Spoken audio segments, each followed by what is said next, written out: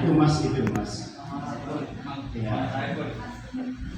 Sakinah, mawaddah, warahmah. Makanya setiap kita mendatangi acara kondangan selalu ada di situ tulisan mohon doa restu. Walaupun di Oku Timur, di Belitung, di Gresik, di Surabaya, di Lamongan, di Kediri, Jember, masih berkabeh Jawa. Selalu kalau tidak hadir, mohon doa restu. Restu untuk apa? Biar yang nikah itu loh, biar yang kawin itu loh, cek sakinah, cek mawaddah, cek tentrem, cek sejahtera, cek rukun.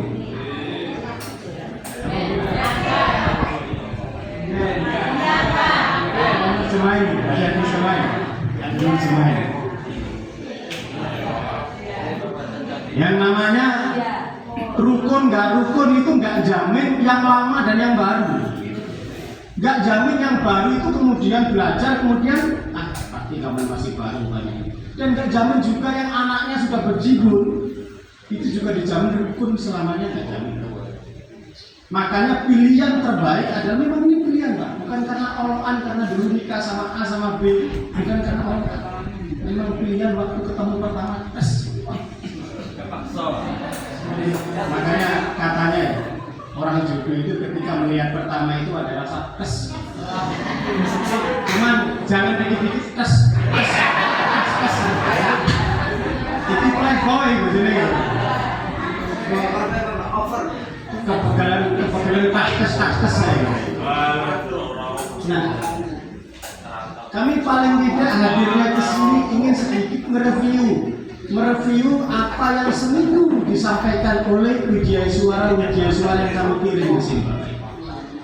Mempelajari, ngasih ilmu, ngasih pengetahuan tentang apa? Tentang moderasi beragama, tentang keluarga sakinah yang kedua. Apakah setelah seminggu di sini sudah semakin moderat Bapak E, Ibu E? Sudah semakin bakal lebih sakinah Mbok E, Emak E, Bapak E? Ada nggak peningkatan? Nah gitu. Yang kemarin sama bapaknya itu kalau waktu makan sahur disuruh ngambil sendiri, yang ngambil sendiri Pak potongan tube. Barangkali ada peningkatan.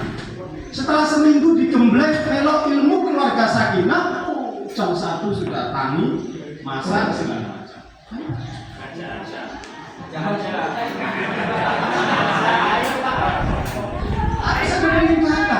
Sebelum orang dikasih ilmu dan setelah dikasih ilmu harus ada grafik peningkatan. Nek modoa rugi seminggu besok budal sore seminggu dong ini nggak ada peningkatan, rugi saudara.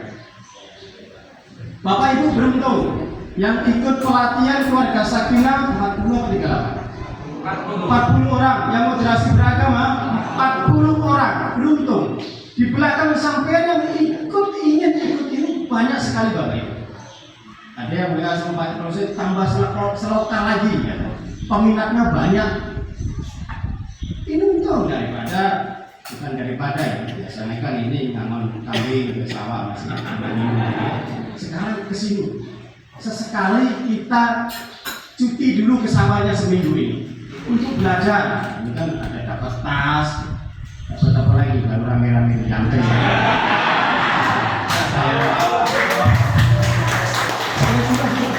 Kenapa nggak ngiri yang lain gitu?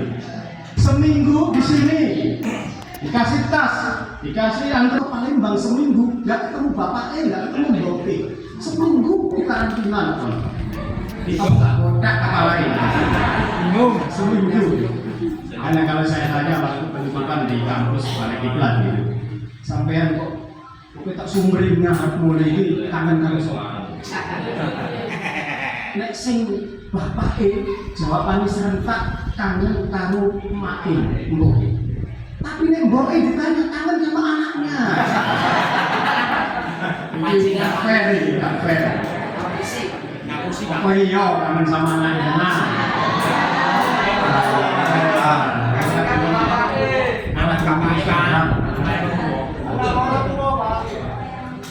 Nah, Bapak Ibu yang saya hormati, pertama itu tadi saya senang sekali berada di tengah-tengah Bapak Ibu sekalian.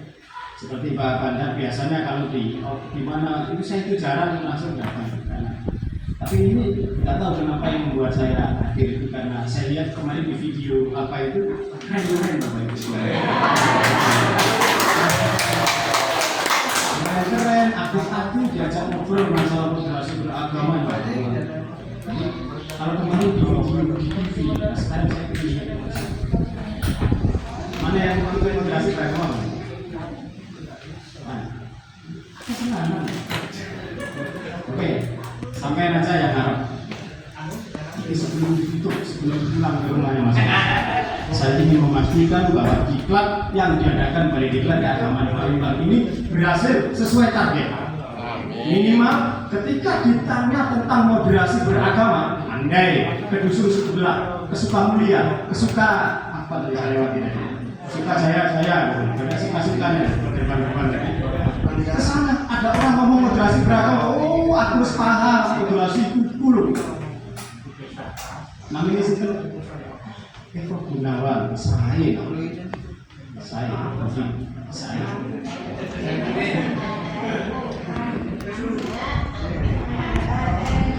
Mari bersama. Mas Eko, kalau jenengan kemudian besok berusaha, kemudian ada dengar tentang moderasi beragama, apa yang terlintas di pikiran Bapak? Apa itu moderasi itu yang terlintas? Sakilingi.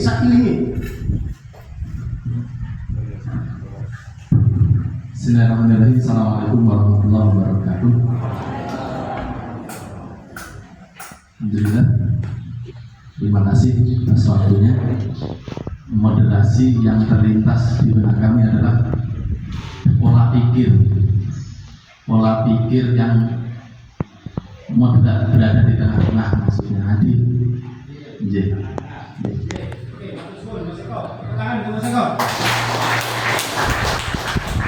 Yang sini pertanyaannya sama. Kalau pas benar moderasi beragama, tapi jawabannya orang nggak oleh tengah-tengah, harus selain tengah-tengah. Sama itu moderasi beragama.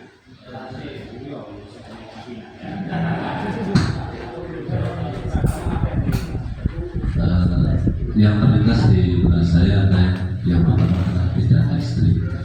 Ya, pola pikir yang tidak ekstrim, pola pikir yang seimbang seperti itu.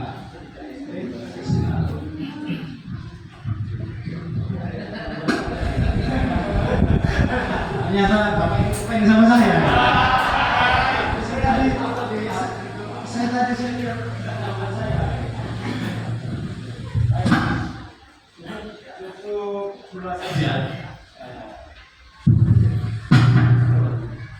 Sudah membuat saya semakin tentram, sudah semakin membuat saya semakin sakinah mawaddah warahmah, itu kan tentram. Ketika Pak Gunawan, Mas Hasan, ketika disebut moderasi, tengah, jadi wasit, orang ngalor, orang idul, orang etan, orang mulon, orang hul, orang isor, tengah, orang lihat kiri, orang lihat kanan. Yes. Mas Hasan, ketika disebut moderasi, orang ekstrim. Nah coba, ekstrim itu apa Mas? Sering saya dengar, berlebihan. Yes, berlebihan. Saya sering sekali mendengar itu ekstrim. Itu ini gelek goro-goro aja. Semua pada kosong itu. Mengaku sih ngomong sampai tinggal ngene-ngene wae. Mas Hasan benar, Mas Eko benar. Dan saya yakin ini sudah mewakili semuanya. Yang keluarga Sakinah ini juga ilmu yang juga diterapkan. Makanya ilmu moderasi beragama ini mandatori. Seluruh ASN Kemenak, seluruh warga negara Indonesia wajib mengamalkan ilmu moderat, ilmu tengah, ilmu ora ekstrim, ilmu ora fanatik. Dalam beragama, baik yang seagama maupun yang antar umat beragama, baik konco-koncoan sosial maupun temenan antar kerja, antar kantor dan lain sebagainya. Ini penting Bapak Ibu, karena ketika bicara moderasi beragama, Mas Hasan, Mas Eko dan yang lainnya, di situ ada kecintaan kita kepada bangsa ini. Ada komitmen kebangsaan di situ. Cinta terhadap bangsa ini. Indonesia kalau dilecehkan marah kita. Indonesia kalau dihujat di luar negeri marah kita. Timnas kita menang, kalau seneng kita. Vietnam kalah 3, pas seneng kita. Bola semua ini. Kalau mereka paling tidak lihat timnas itu menang, mereka senang, berarti di dada-dada Bapak Ibu sekalian itu sudah ada ciri perlawanan moderat. Jadi sudah mulai moderat. Tapi kalau lihat timnas kemudian menang, kemudian nggak senang, nah kayak sampai itu pengamat bola, Towel, Bang Towel. Kok bisa kampung suara kafe? Tapi sekarang dihujat oleh netizen. Resiko beda. Minimal di dada kita senang kalau bangsa ini terhormat dari bangsa-bangsa lain, lebih maju, lebih hebat, dan tentara kita kalau dibunuh oleh KKB di Papua, kalau sedih kita Bapak Ibu. Nah, kalau di dada kita seperti itu ada punya kecintaan seperti itu, kita ada ciri-ciri jadi orang muda. Yang kedua apa? Gak kekerasan. Ada problem apa? Ada nggak kita hidup ini nggak ada problem? Pasti ada masalah. Sering saya mendengar, Mas, saya nggak betah di ruangan ini, bisa pindah ke bidang lain. Apa dikira di bidang lain nggak ada problem lagi? Ada problem yang baru, temanya aja yang beda. Kita mau pindah kampung, di kampung itu ada juga problem.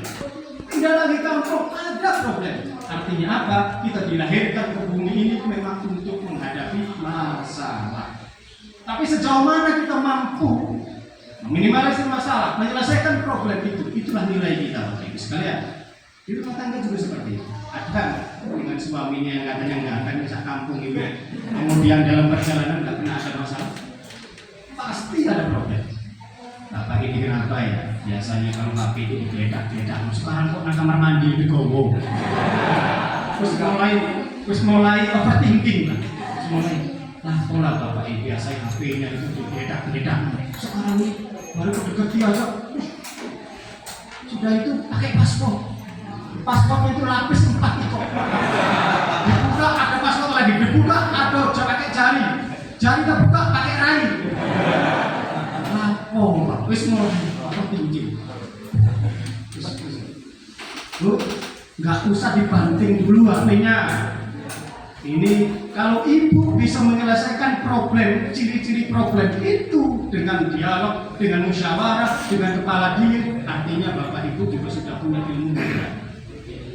Tetapi belum tanya, belum tabayun, belum klarifikasi, langsung main tarik, dibanting saja.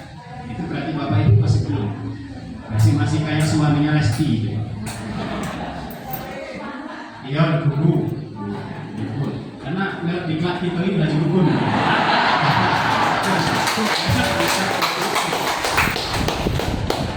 Artinya di mana kita tinggal, mulai ngirup napas sampai tidur, sampai ngirup napas lagi, seluruhnya ada resiko masalahnya. Gak ada kita bermasalah. Jangankan dengan teman kerja, jangankan dengan tetangga, sekeluarga kita dengan suami, dengan istri, dengan anak kita pun ada problem kita ini Bapak Ibu. Jangan kemudian membiasakan menyelesaikan masalah dengan kekerasan, dengan otot, dengan emosional. Sing sabar. Oke. Itu nomor kali. Nomor 3. Nomor 3 itu toleransi. Yakin kita bahwa di luar badan kita ada yang beda. Gak semuanya orang sama dengan kita. Kemarin pilpres keluarga kita orang 5. Gak semuanya pilihannya sama dengan kita. Ada yang pilih nomor 1, jarak no. Ada yang pilih nomor 2, ada yang pilih nomor 3, monggo. 3, 2, 1 sama bagus. Silakan dipilih mana yang suka. Gak usah kemudian, nak kalau kamu nggak mau milih kayak pilihan mak, aku bayar SPP kamu. Berarti orang itu belum moderat. Kita harus toleransi atas perbedaan. Di Oku Timur, di seberang sana tadi banyak kampung Hindu kan masalah. Bali gitu kan gitu. Itu saudara kita, saudara. Bali dengan budayanya, dengan agamanya, dengan karakternya mendoakan Indonesia, membangun Indonesia dengan cara budaya dan karakter Balinya, nggak usah diganggu. Hormati itu sebagai hasanah perbedaan sesama anak bangsa ini. Jangan seperti yang ada di Lumajang, Jawa Timur. Ada orang Hindu mendoakan Indonesia pakai sesajen dia Bapak. Sesajen itu ditarik, ditendang. sesajen, ditarik, ditangkap, diviralkan, akhirnya ditangkap polisi orang. Nah orang-orang seperti itu nggak layak hidup di Indonesia, nggak layak hidup di Indonesia. Orang Indonesia, warga negara Indonesia harus sadar pikirannya bahwa bangsa Indonesia ini bukan hanya Muslim saja. Di sini ada orang Konghucu, di sini ada Katolik, di sini ada Kristen, di sini ada Buddha, di sini juga ada Hindu yang punya hak yang sama, punya kesempatan yang sama untuk membangun dan mendoakan Indonesia dengan cara agama dan budayanya masing-masing. Jadi nggak boleh diganggu Bapak Ibu, kecuali kalau bakar temannya di mimbar masjid, itu baru boleh. Kalau di tengah sawah, di tengah laut, di gunung, silakan mendoakan Indonesia dengan cara dan karakter budaya mereka. Gak usah diganggu segala. Toleransi, bahwa di sekitar badan kita ada yang beda. Jangankan dengan orang lain, anak kita beda dengan kita. Yang kembar katanya kok mirip, pasti beda. Yang namanya kembar, gak akan sama 100% beda. Oke, dan keempat, kearifan lokal, hargai budaya adat istiadat. Dulu saya waktu pertama-tama ke Palembang, saya baru merasa sadar betul bahwa ternyata kita ini kaya atas budaya, bahasa, dan lain sebagainya. Apa sih membuat saya kaget waktu saya merantau pertama kali ke Palembang? Pertama kali menginjakkan kaki di Palembang tahun 94, yang membuat saya kaget adalah ini orang Palembang ini kalau ngomong kok kayak orang berkelahi semua ya. Kuat-kuat ini. Gak ada orang pelan ngomongin, mengerikan. Saya disolek oleh teman saya, kenapa ini gak marah? Orang Palembang memang ngomong kayak di situ, tenggorokan kita beda. Itu gak marah, saya bilang itu gak marah, ini apa gimana ya? Kayak apa gitu? Ada lagi, ini kan budaya, tangian kali, gak ada yang salah. Memang karakternya seperti itu. Kemarin saya di CKNS ditugaskan ke Pagar Alam, di lereng Gunung Dempo. Itu malah kuat lagi. Saya juga punya teman orang Kemering. Kalau orang Kemering itu ngomong itu cepat kayak bahasa Portugal itu ngomongnya. Mawat itu. Itu yang saya rekam di sini ya, gitu. Begitu mereka juga pasti Anda lihat kita orang Jawa ngomong dengan bahasa Jawa, apalagi bahasa yang halus-halus ini. Ini budaya Bapak Ibu, ini bahasa, lain daerah, lain bahasa, lain provinsi, lain lagi bahasa, karakter dan budaya. Hargai itu saudara. Yang tidak sama dengan kita bukan berarti mereka salah. Baik buat mereka belum tentu baik buat kita, benar buat kita belum tentu benar juga untuk budaya mereka. Yang tepat adalah saling menghargai satu sama lain. Bisa Bapak Ibu? Sanggup? Ini harus semakin moderat. Pak Kemenak belum datang. Ini harus segera dirim. Jadi untuk mengenainya ini ilustrasi moderasi beragam. Bapak Ibu, saya itu kalau suka dengerin musiknya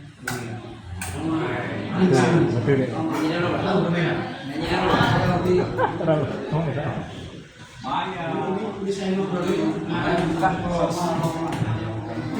moderasi itu kan bicara moderasi tidak boleh kemudian menyakiti hati orang lain. Moderasi itu meyakini melaksanakan keyakinan kita tanpa mengganggu keyakinan orang lain. Itu moderasi. Memanusiakan manusia. Tidak ada melanggar hak asasi manusia. Saya suka lagu lumayan. Mau saya putar seminggu yang saya pribadi, mau saya putar di kamar saya 7 hari 7 malam sampai meledak itu tape-nya. Monggo kalau saya pakai untuk badan saya sendiri. Tapi kalau ini saya putar untuk kepentingan Indonesia di luar pakai Indonesia ini bukan hanya orang senang dangdut saja. Ada senangnya rock satu sini.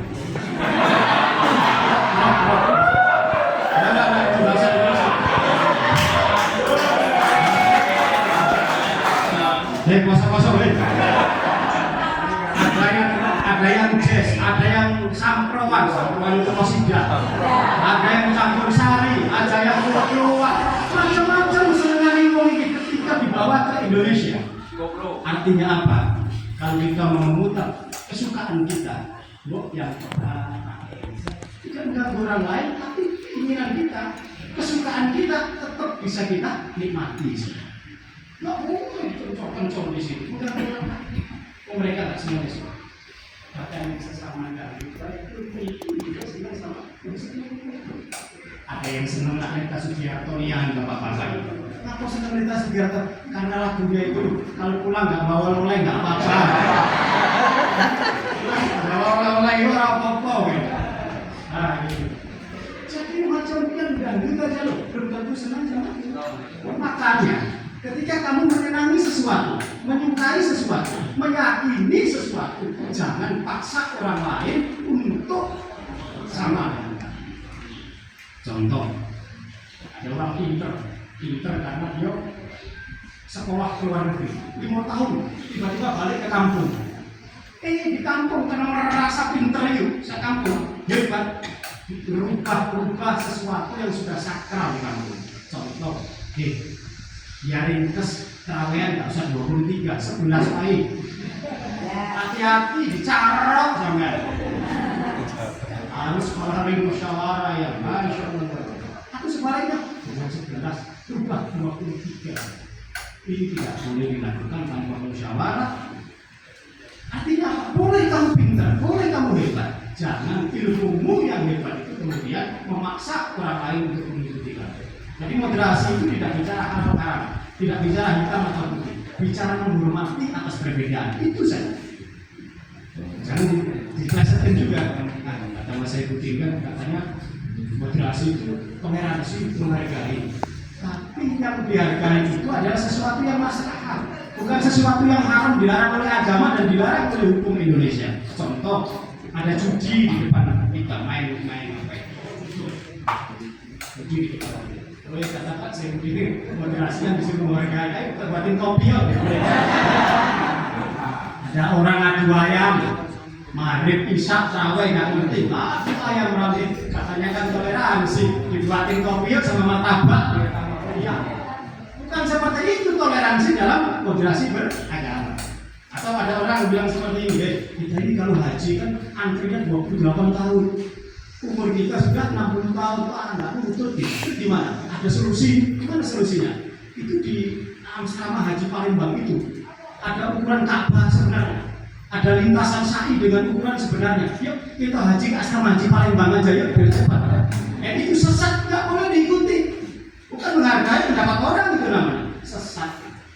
Ya sudah maghrib cuma sekat aja ya biar cepat. Sesat itu sudah. Harus dibedakan toleransi yang kayak apa? Yang maslahat, yang tidak melanggar hukum dunia, juga hukum Allah Subhanahu wa Ta'ala. Sehat untuk Bapak Ibu, saya doakan kita semua mudah-mudahan bisa ketemu lagi lain waktu dan lain kesempatan.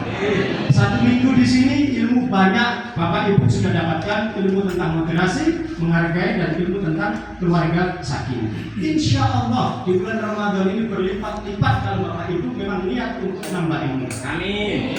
Katanya orang mau berangkat nambah apa? Mencari ilmu itu kayak jihad fi sabilillah. Jadi kita berjuang di jalan Allah untuk meningkatkan kompetensi ilmu kita, apalagi ini bulan Ramadan. Ayo terus dan senangkan hati kita, jadikan ilmu-ilmu yang baru ini untuk kemudian semakin kita menjadi orang yang lebih baik dan lebih baik. Saya atas nama panitia, barangkali selama seminggu ini ada pendampingan yang kurang maksimal, kurang pas, ada menyinggung perasaan, ada di sini, mohon dimaafkan sebesar-besarnya. Media Suara sebagai pengajar Bapak Ibu sekalian juga, barangkali ada yang salah omong, salah kata, hilaf kata, mohon juga dimaafkan. Monggo kalau ke Palembang, hubungi saya, main ke kantor saya di Balai Tidak Agama Palembang di Jalan Macan Kumbang. Paling tidak saya suguhi, paling enggak ada kopi tubruk di situ. Nah, kalau habis kopinya saya tubruk aja. Pokoknya mampir seduluran saat lawase ya. Lawase salam untuk keluarga, untuk suaminya, untuk istrinya maksudnya. Untuk istrinya, untuk anaknya, keluarganya. Mudah-mudahan bisa selamat dan bisa Allahumma fiq lahu wa bitarik. Assalamualaikum warahmatullahi wabarakatuh.